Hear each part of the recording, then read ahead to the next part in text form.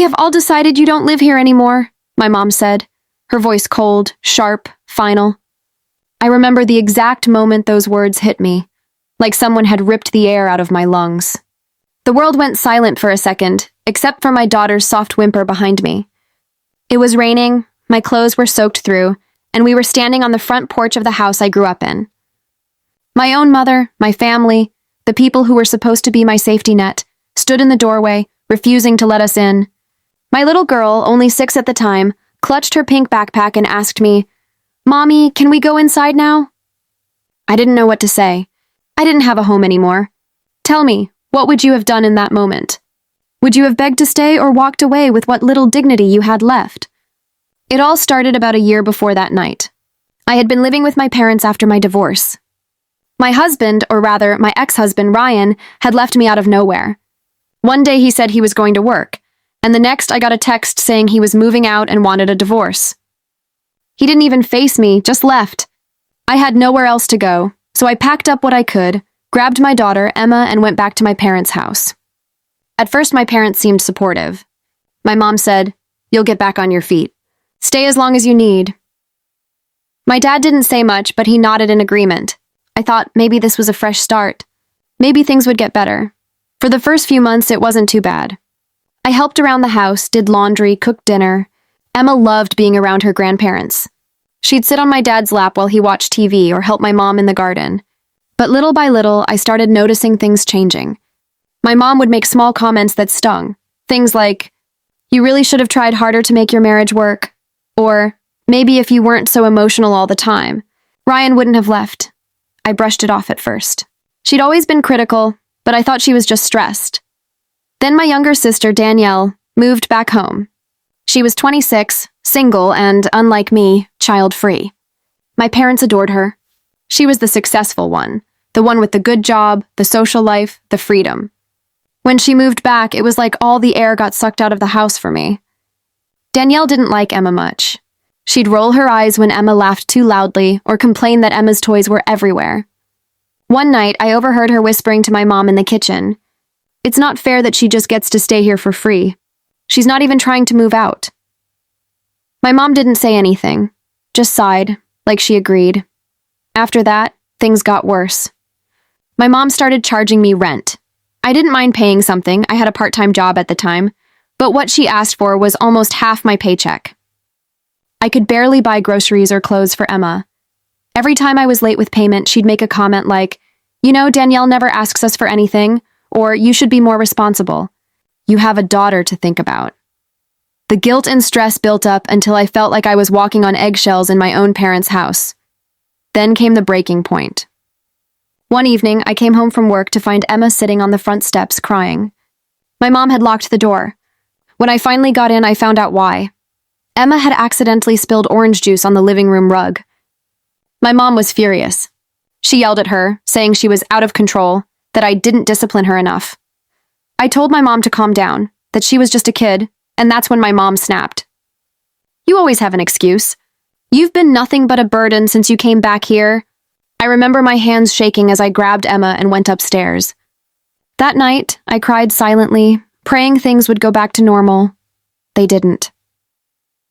Over the next few weeks, the tension grew unbearable. Danielle started leaving passive-aggressive notes around the house. "Clean up after your kid. The living room isn't a daycare. We all pay bills here." I tried talking to my dad, but he just avoided the subject. He hated conflict. He'd mutter things like, "You know how your mother gets," and disappear into his workshop. I started saving every bit of money I could, hoping to move out soon, but it wasn't enough. Then came the night everything fell apart. It was a Friday, raining hard, thunder shaking the windows.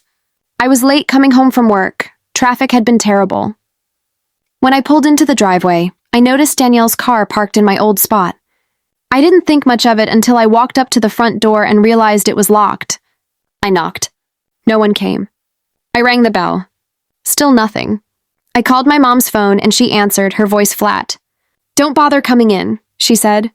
"We've all decided you don't live here anymore." At first I thought she was joking. "Mom, what are you talking about?" "Emma's with me. We just got home." She sighed, and I could hear Danielle in the background saying something I couldn't make out. You've been nothing but drama. We can't do it anymore. You'll have to figure it out on your own. Are you serious? It's pouring rain. Emma needs to sleep. Then go stay with one of your friends, she said, and hung up. I stood there for a full minute, staring at the door, the rain soaking through my jacket. Emma looked up at me, tears mixing with raindrops. Mommy, why won't Grandma let us in? I didn't have an answer. I didn't even have a friend I could call right then. My phone was nearly dead and it was almost midnight. Eventually, I drove to a 24-hour diner, parked in the lot, and sat there trying to figure out what to do. Emma fell asleep in the back seat, her head against the window. That image, my baby sleeping in the car because my own mother kicked us out, still haunts me. So that's the situation I was in. I was homeless, with a child, and my own family had turned their backs on me. Before I tell you what I did next, I want you to think about this. If your parents threw you out like that, with your child standing beside you, what would you have done? Would you have begged them to reconsider, or walked away forever? Comment below what you would have done, because honestly, I still question my choice to this day.